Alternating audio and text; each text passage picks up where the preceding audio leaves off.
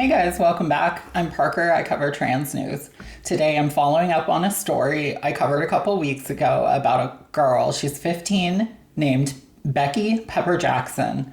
And if you don't know who she is, about 3 years ago, she was getting ready to start middle school when West Virginia passed a law banning trans girls from participating in all school sports.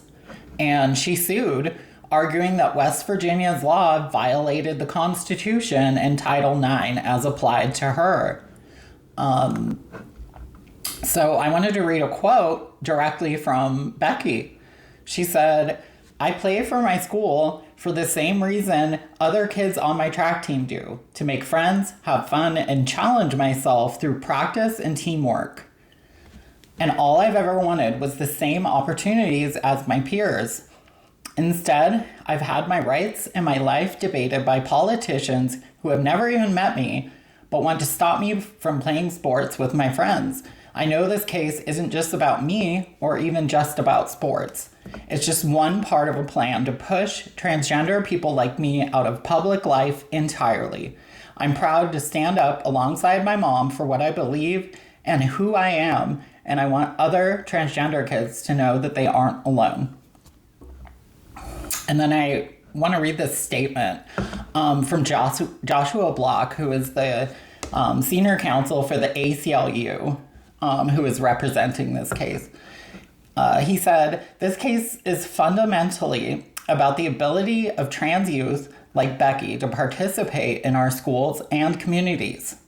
School athletics are fundamentally educational programs, but West Virginia's law completely excluded Becky from her school's entire athletic program, even when there is no connection to alleged concerns about fairness and safety.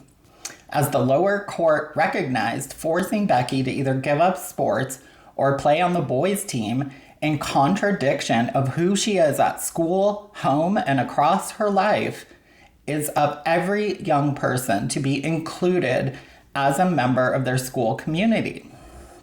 The Supreme Court has also agreed to hear Little versus Hecox, which is a challenge brought by a trans student against Idaho's 2020 ban on trans athletes and requirements for sex testing. And I'll get into what that is. Since 2020, 27 states have banned trans youth from playing school sports. Children.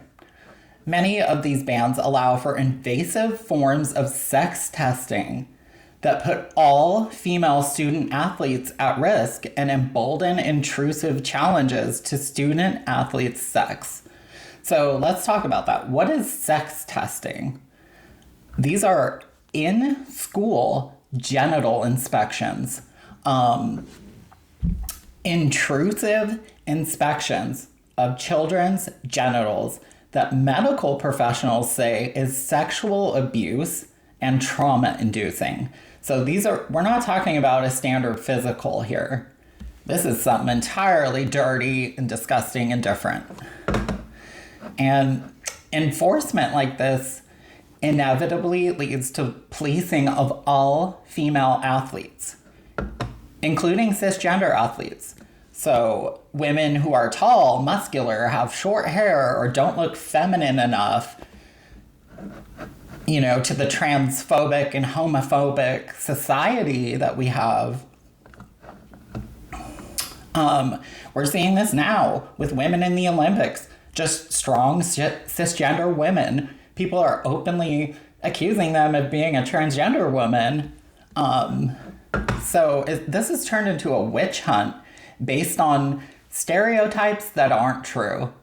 And authoritarians won't stop there. They won't stop with trans people. They will police everyone and everything for as long as they fucking can. But these bans violate Title IX, the federal law prohibiting sex discrimination in education. Federal courts have blocked enforcement of these bans in both lawsuits. So once again, Donald Trump and the MAGA regime have been denied their discriminatory and harmful orders because they are anti-constitutional and anti-American. If you listen to Trump, he will always out himself of his wrongdoings by projecting them onto other people. Thank you guys for listening. Like this video, share it, leave a comment. I'll be back soon with more news. Bye.